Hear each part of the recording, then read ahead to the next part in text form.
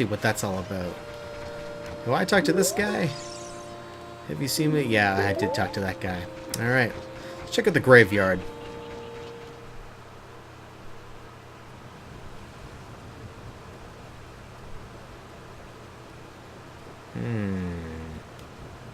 Interesting.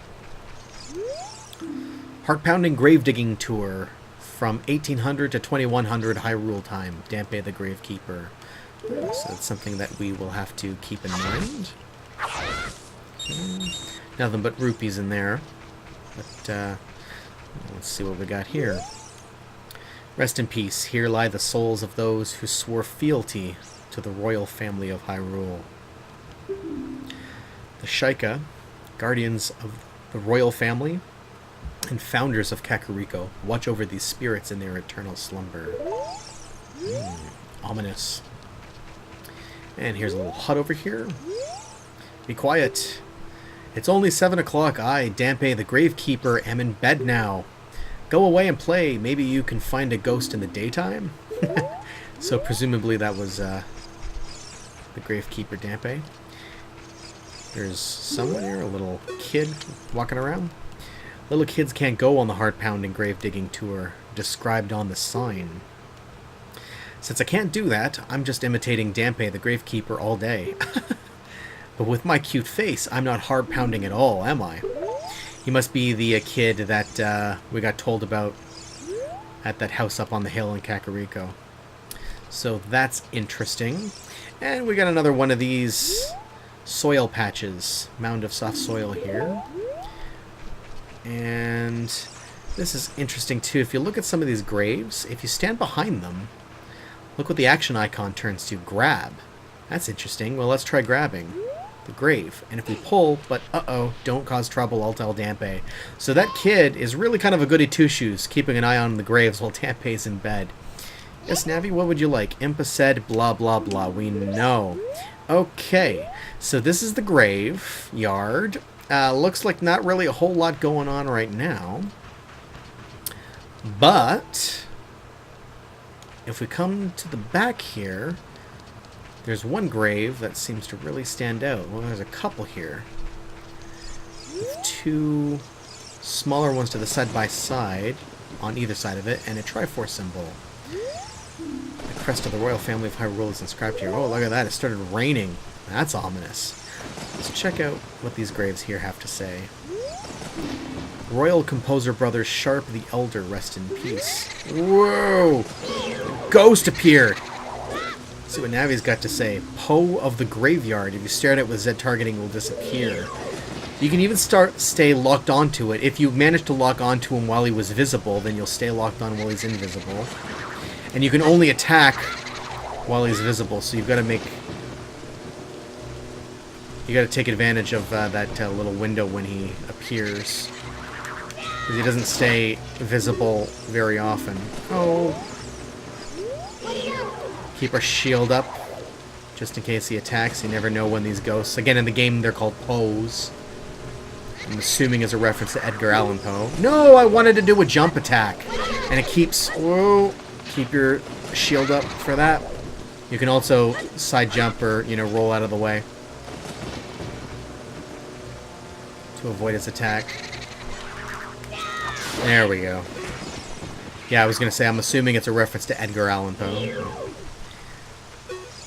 Oh, look at that. Yeah, you killed me! Unbelievable! You're a ghost! You can kill ghosts, apparently. Oh, what? You're not one of Ganondorf's men, are you? Because of my role as a ghost, I had to act like that. I apologize. Now then, let me introduce myself. Ahem. I am one of the ghostly composer brothers of Kakariko Village. All the people in this village are born to serve the royal family of Hyrule.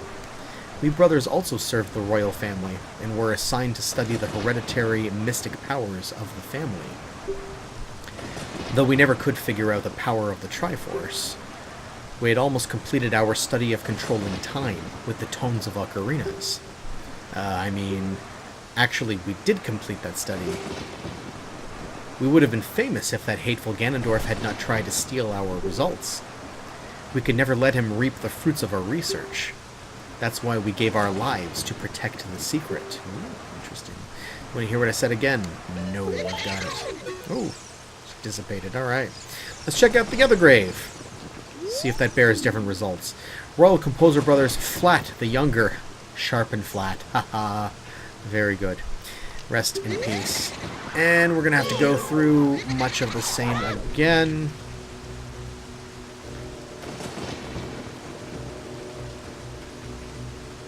Wait for the right opportunity. Right now!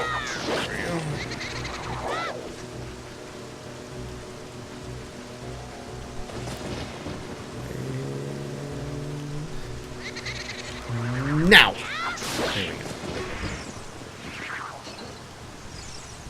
go. Yeah, I'm dead again! What? You again? Somehow you remind me of Princess Zelda. Since you may have some connection with the royal family, I will tell you a little more of our tale. Back then, people called us great composers because of the many musical masterpieces we wrote. But we brothers were not just composers. We had a mission to analyze the mysterious powers of Hyrule's royal family. Our names would be a part of Hyrule's history if we could complete our research. We kept our study extremely secret until we completed it. To tell the truth, each of us was studying a different song, one to summon the sun and another to summon the moon. If you were really sent by a member of the royal family, I will tell you about the results of our study. We inscribed it on the royal tombstone. As a messenger of the royal family, you should show your royal credentials on top of the Triforce mark. Do you want to hear what I said again? No, I'm good. Alright.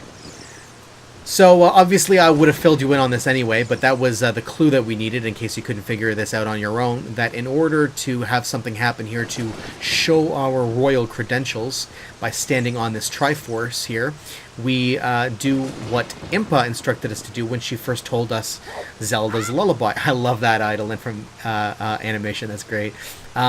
Was to play Zelda's Lullaby. That's an indicator of our connection to the royal family. So, let's whip out the old ocarina and play Zelda's Lullaby. You will recall it goes like this. Left, up, right, left, up, right. And again, you can always refer back to your menu if you need a reminder of how those songs go.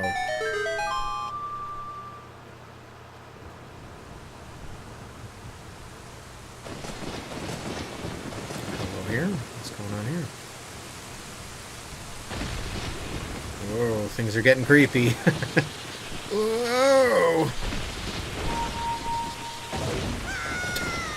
Holy crap.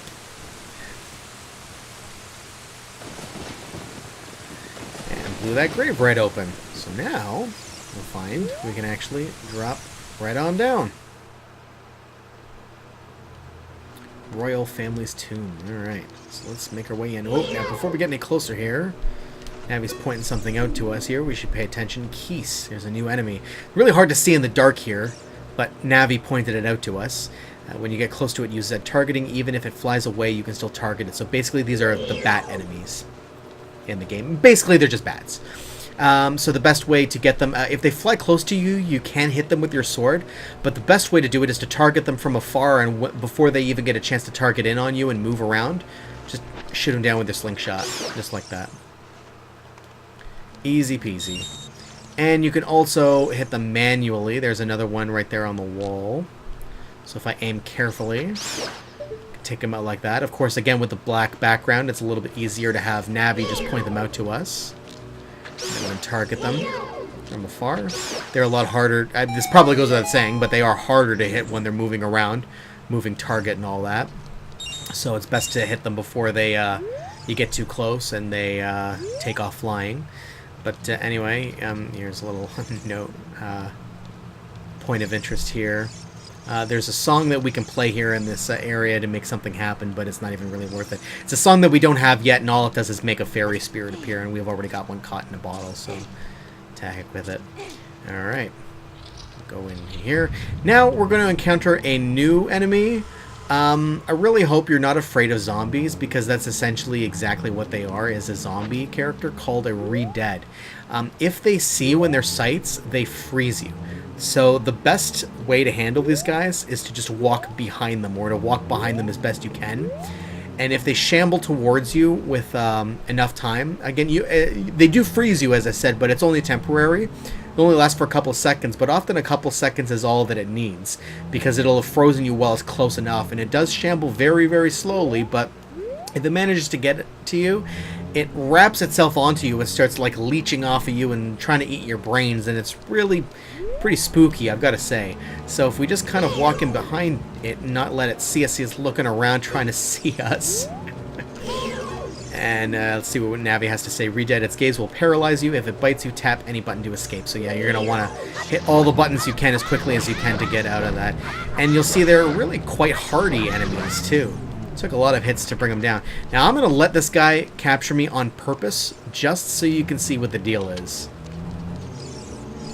Really? You don't even... No interest, eh? Okay, I thought... Really? You're the worst Redead I've ever encountered. Well, there's a first for everything. I can't believe that happened just now. These Redead actually aren't interested in me. What the heck? You seriously don't want to freeze me? Is the game, like, glitching or something? I don't understand this. Okay, well... Oh, there he goes. He finally decided to freeze me. Yeah, see there, it lasted for a second. But he didn't seem to want to attack me either. I'm gonna let him leech onto me. Come on. Suck my brains out. Yeah, there he goes. Oh, God, that's creepy. That's so creepy. Keep tapping the A button to get him off of you like that. There you go. Oh, yeah, you want to... that probably went without saying. I forgot to mention that you're going to want to stay out of those oozy green areas. They do some slight damage to you and will gradually continue to do so the longer you stay in there, so just stick to the solid ground. But anyway, what an embarrassment of a Redead. I can't believe that one. He just flat out did not give a shit. Alright. Let's check this wall here.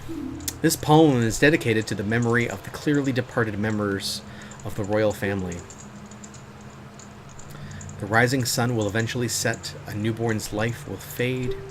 From sun to moon, moon to sun, give peaceful rest to the living dead. This is an interesting poem, huh? Something is inscribed on the tombstone. It's the secret melody of the Composer Brothers. Keep the sun song in your heart. Alright. We are learning our fourth song. Excellent. And this is an extremely useful one to have, as you will see why in a moment. Now that we've learned it. It has very, very useful effects. Look at this. Shows outside. Oh, look at that. It just turned to night. You'll learn the sun song. Isn't that interesting? So now with the sun song, restless souls wander where they don't belong, bring them calm with the sun song. We're actually able to change night to day and day to night without having to wait around for it. So I don't think I need to tell you how useful that's going to be. Also interesting here, and this isn't necessarily the most useful use of this song, because as you can see they move so slowly, it's so easy to just run past these guys even if they do freeze you like this and you manage to keep enough distance. But what you can do around Redead, if you are so inclined, is you can play our newly acquired sun song, and it will have the effect of freezing these guys right in their place. Look at that. The effect is only temporary, so I recommend still standing behind them. As you can see, even hitting them a second time, or a single time, automatically zaps them out of it too. So it's really only for, you know, last resort efforts. Now I'm pretty sure, you know what, let me try it here. I don't think it'll work here. I'm pretty sure it is a different song that we don't know yet, but just for the hell of it, let's try it. Oh, it did work. Okay, I thought it was a different song. But look at that. It summoned a fairy. Alright. I think these keys might have returned to... No, it doesn't look like it. Maybe not. Okay. Anyway, let's exit the tomb. And we will see now that we're back out in the graveyard. And it's nighttime. Now, I'm going to explain something here. It is a little bit odd. of an explanation here, so try to stick with me here. The way that the Sun Song works is that whatever time it happens to be, it will automatically zip you to the next closest time increment of 12 o'clock. So whether that's 12 p.m. or 12 a.m. So if it's 9 p.m., it'll zip you to... no, sorry, that's not true. It'll be 6. That's what it is. 6 a.m. or 6 p.m. So if it's 9 p.m., it'll zip you all the way to 6 a.m. Okay? But if it's 6:01 a.m., right, even just 1 minute after, it'll take you all the way to 6 p.m. So whatever the next increment is. So that's how you switch between the day and the night cycles. The reason, or... Gosh, you know what? I'm actually second-guessing myself right now. It might actually be 12. You know what? I'm going to find out for you in just a minute. But the point being, you'll recall that when we first got... No, you know what? I'm pretty sure it is 12 now that I think about it. And the reason is this. Because you'll recall... This is the whole reason I'm bringing this up, why this is pertinent. You'll recall that when we came into the graveyard... there was the one sign that we read that said Dampé's Heart-Pounding Grave Digging Tour between 1800 and 2100 hours. So that's 6 and 9 p.m. Okay? Now, because this is now why I remember it's got to be 12 to 12, is because if you try using the Sun Song to get you to the right time, you will always skip that time interval, right? You'll always go from 12 to 12, never 6 to 6. So you'll never be able to get into that sweet spot. You'll always have to, if you want to get in that sweet spot between 6 and 9, you're going to have to leave town and hang around for a minute and hope that you've measured time in your head correctly, which is kind of tricky to do because the game time doesn't run according to real time. So you have to kind of keep leaving town and coming back in and forth and checking with the clock guard at the front. Remember, he calls himself the clock guard. He tells time. So you'll have to figure out exactly that time window that way. The reason why I'm bringing it up right now is because after we complete this quest, as a partial reward in addition to being given the Sun Song, it also spits you back into the graveyard right in that window. If I was to play the Sun Song right now, it would throw me off entirely. So for that reason, we want to take advantage of the fact that the Heart-Pounding Grave Digging Tour is happening right now. So, with that being said... Let's talk to our friend Dampé here, who is now out at night instead of the boy. Hey kid, don't mess around with the graves. I'm Dampé the Gravekeeper. My face may be scary, but I'm not a bad guy. Let me give you an advertisement for my side business. Dampé the Gravekeeper's Heart-Pounding Grave Digging Tour. What's gonna come out? What's gonna come out? When I start digging, we'll find out. Do you want me to dig here? 10 rupees for 1 hole. So this is another reason why if you have the foresight to do this and the time and ability to do this, try to make sure that you have a full wallet before you come here, because this can potentially cost you a lot of rupees. And again, you want to take advantage of the fact that you're here now in this time period to do the grave digging tour, because to come back at a later time, you won't be able to just use the Sun Song to warp you back to the specific time. You're going to have to do all that nonsense with leaving town and coming back in and out to get into this window. But okay, so we're going to say no, we're not going to have him dig here, because you want him to dig at certain spots. You can see here at the ground, it might be kind of hard to see actually, but there's certain parts along this pathway that he takes around the grave where you can see that the sort of pathway that he walks is this sort of cobblestone, but there are occasionally these little patches, and you should be able to see them. They're very faint, but if you need, you can turn up the brightness on your screen to help you see better. But you can also tell too, because the sound effect changes too as he walks over him. It doesn't sound like that harsh walking over the cobblestone. Is very brief. But anyway, when he approaches one of those little patches of dirt, right, that's when you want to stop him. And when he's standing right in front of it, just like that, and because basically anytime that you activate this interaction with him and tell him to dig, he will dig anywhere you tell him to dig. So you want to kind of have this dynamic with him where you keep leading him to these dirt patches and have him dig right when he's in front of a spot. So we'll speak to him here. Do you want me to dig here? And basically, this is a total, it's sort of a lottery. As he mentioned, anything could happen when he digs. Anything could come out. So we'll say yes here. And look at that. He dug out one whole rupee for us. Now, that's usually how it's going to work. Let's see here. Here's another dirt patch. We'll try having him dig here. Hopefully, we won't be doing this for too long and he won't waste all of our rupees. But bottom line is we want to just keep doing this again and again until we end up getting the ultimate prize. I have had it before. Like, it's totally chance. I have had it before where I got the ultimate prize on my first try. Sometimes it happens. Usually not, though. But, okay. Just one more rupee. Okay. Let's look around here for the next dirt patch. Here we go. This looks like it's like a double patch here. So we'll have him try on the first one. You want to try to not have him accidentally dig in the same dirt patch, one right after the other. Because if he tries digging up a patch that he just dug up, then you won't even get a reward. Like, you won't even get the one measly rupee. He'll just be like, sorry, nothing here. Do you want me to dig here? Yes. Nope, nothing there. Okay. Let's try having him move a little bit forward and try dig here. Yes. Ah, red rupee. That's not too bad. That recoups quite a bit of our losses. Where's the next dirt pile? I have, it has to be said, had it happen to me before, where it's taken so long that I actually have spent all of my rupees and still didn't get the prize.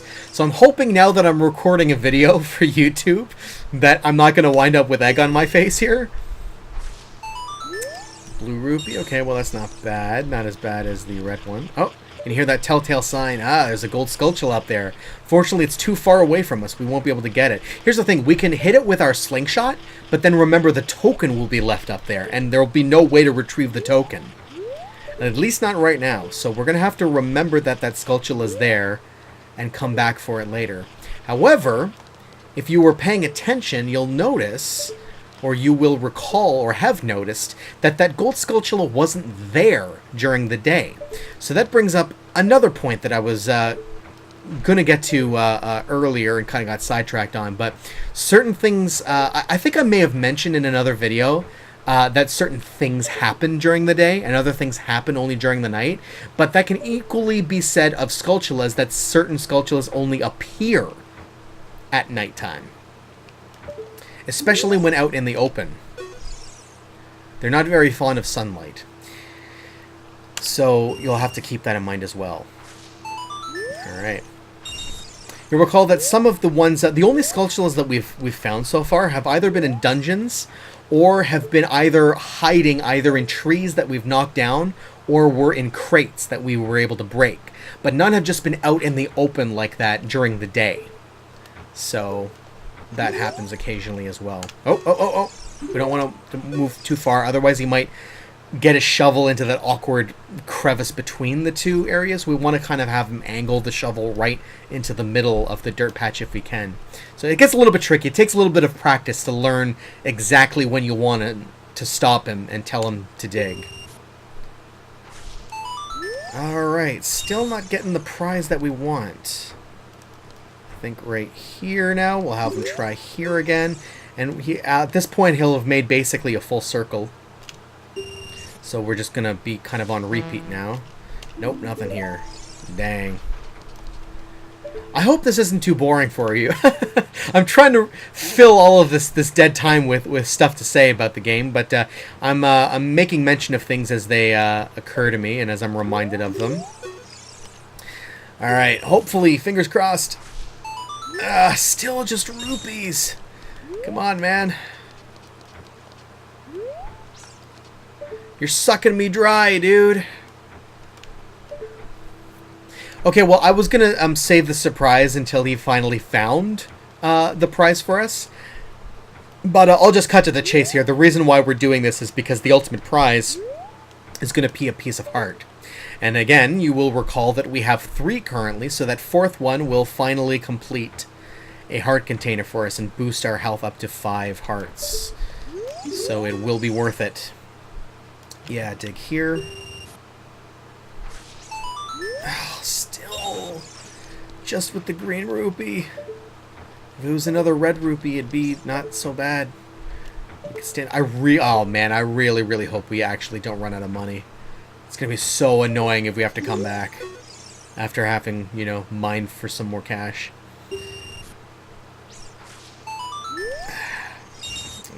Better than a green, but still. I was really hoping this wasn't going to happen for when I recorded. But, I mean, I guess it highlights the fact that this is just a reality of the game. This can sometimes happen. Again, as I said, I've had it happen before where on the first time I got the piece of heart right off the bat. No such luck this time, though, unfortunately. Alright, let's try here.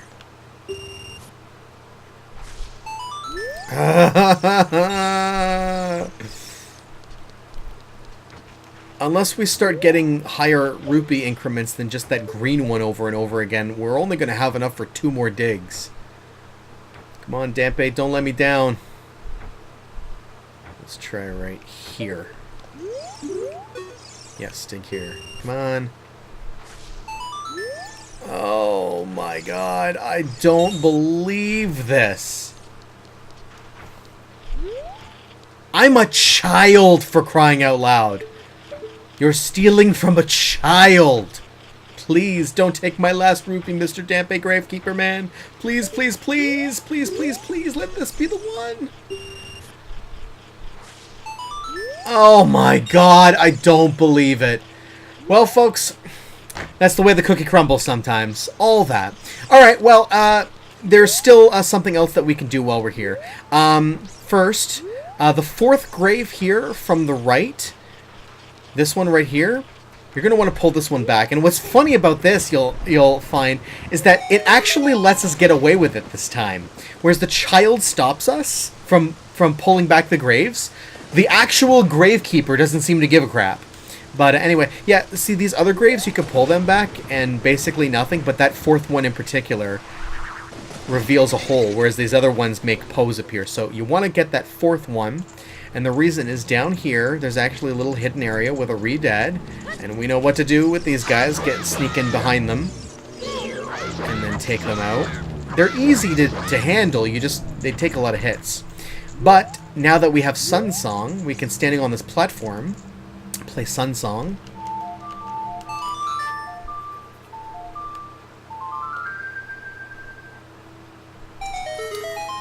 And this happens. Ooh, makes a big chest appear. What are we gonna find? What are we gonna find? Huzzah! You got a piece of heart! You've completed another heart container. Your maximum life energy is increased. So look at that. Now we've got 5 hearts. And if we check out our quest status screen, you'll notice that our heart icon has gone back to being empty again. So we can start over with refilling it with heart pieces all over again. So unfortunately, we didn't get the heart piece from the heart pounding grave digging tour, but at least we got that. There is something else that we're going to want to do with another grave, but I'll come back to that in a little bit. We don't actually need to handle that just yet. Now, actually, you know what? Let's try cutting some of this grass and see if we can find just enough rupees to get us to 10. And then maybe we can pay for one more dig. Ah, there we go. Just enough. Just enough for one more dig. Alright, this is going to be the one. I can feel it. Fate has led us to this point. I really hope we don't have to do this all over again. Come on, buddy. I'm waiting. At least time doesn't pass in this area. We can stay here as long as we want. And the grave digging tour continues. Alright, come on, come on, come on. Oh, look at that! What luck! I knew it! I knew it! You got a piece of heart. Collect 4 pieces total. Yeah, okay. So look at that. Back in our subscreen now. We've got the One Piece filled back up again. Excellent! Alright. Oh, that is such a relief. Knowing that that's done with now. And now that Dampé is out of his little hut, we should be able to sneak in here when he's not looking. And look at this. He's got his diary here that he's left on the table, left open. We can actually read his journal. The Gravekeeper's diary is here. Do you want to read it? Yes, because I'm a creep. When I dug a hole, I found a treasure that stretches boing and shrinks boing. It's so fun, I'll never give it to anybody. Foreshadowing, perhaps?